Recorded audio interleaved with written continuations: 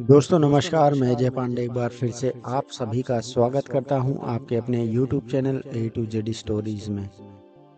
दीपावली पर भगवान गणेश और मां लक्ष्मी की पूजा क्यों किया जाता है? दोस्तों, ये जानकारी बहुत ही जरूरी है, आप अपने बच्चों को अवश्य बताएं। अधिकतर घरों में बच्चे ये दो प्रश्न अवश्य पूछते हैं।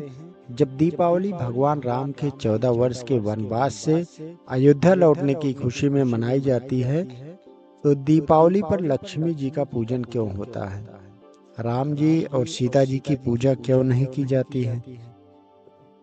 दूसरा यह कि दीपावली पर लक्ष्मी जी के साथ गणेश जी की पूजा क्यों होती है? विष्णु भगवान की पूजा हम क्यों नहीं करते हैं? ऐसा नहीं है कि हम राम जी की और विष्णु भगवान की पूजा नहीं करते हैं, लेकिन बच्चों के मन में या हमारे भी मन में ये प्रश्न अधिकांशतः आपको देखने को मिलेंगे। इन प्रश्नों का उत्तर अधिकांशतः बच्चों को नहीं मिल पाता और जो मिलता है बच्चे उससे संतुष्ट नहीं हो पाते। आज की शब्दावली के अनुसार कुछ लिबरल्स लोग युवाओं और बच्चों के मस्तिष्क में यह प्रश्न डाल रहे हैं कि लक्ष्मी पूजन का औचित्य क्या है, जबकि दीपावली का उत्सव राम से जुड़ा हुआ है। कुल मिलाकर वह बच्चों का ब्रेन वॉश कर रहे हैं कि सनातन धर्म और सनातन त्योहारों का आपस में कोई तारतम्य नहीं है। सनातन धर्म बेकार है। आप अपने बच्चों को इन प्रश्नों के सही उत्तर बताएं। लोग इस तरह का अफवाह फैला रहे हैं कि हमारा सनातन धर्म बेकार है। तो दोस्तों, आप भी अपने बच्चों को इन प्रश्नों का उत्तर सही बताएं। आइए जानते हैं इन प्रश्नों के सही उत्तर क्या हैं। दीपावली का उत्सव दो युग, सतयुग और त्रेता युग से जुड़ा हुआ है।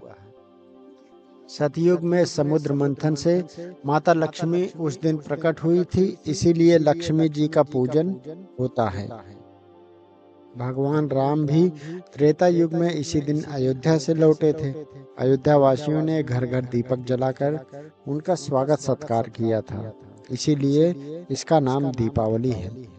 अतः इन पर्वों के दो नाम हैं, लक्ष्मी पूजन जो सतयुग से जुड़ा है और दूसरा दीपावली जो त्रेता युग में प्रभु श्री राम का स्वागत दीपों से किया गया, इसीलिए दीपों से जुड़ा है।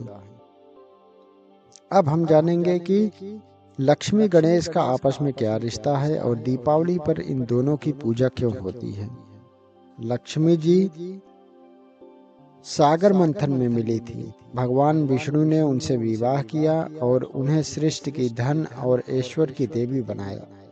लक्ष्मी जी का धन बांटने के लिए कुबेर को अपने साथ रखा गया।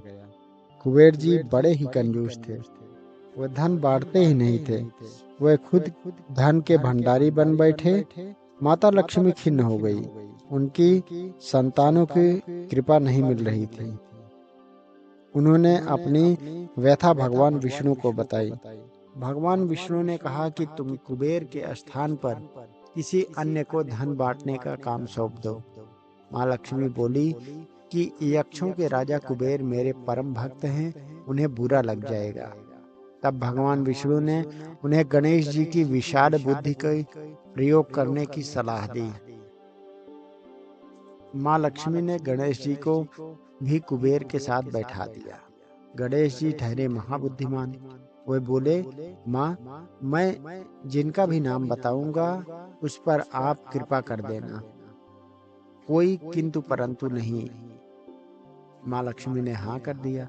अब गणेश जी लोगों के सौभाग्य के विघ्न रुकावट को दूर करने के लिए धनागमन के द्वार खोलने लगे। कुबेर भंडारी देखते रह गए। गणेश जी कुबेर के भंडार द्वारा खोले जाने वाले पहले देव बने। गणेश जी की भक्तों के प्रति ममता कृपा देख माँ लक्ष्मी ने अपने मानस पुत्र श्री गणेश को आशीर्वाद दिया कि वे अपने पति नारायण के संग ना हो, वहां उनका पुत्रवत गणेश उनके साथ रहे। दीपावली आती है कार्तिक अमावस्या को। भगवान विष्णु उस समय योग निद्रा में होते हैं। वो जागते हैं 11 दिन बाद, देव उठानी एकादशी को।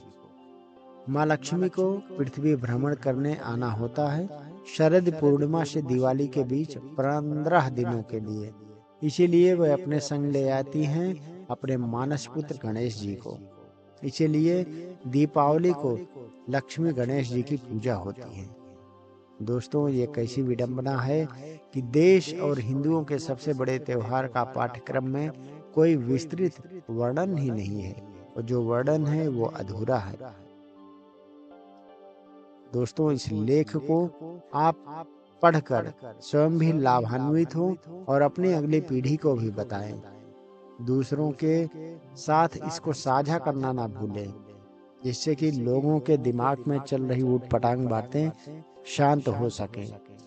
जय श्री गणेश जी, जय श्री महालक्ष्मी, और दीपावली की आप सभी को हार्दिक शुभकामनाएं एवं बधाई।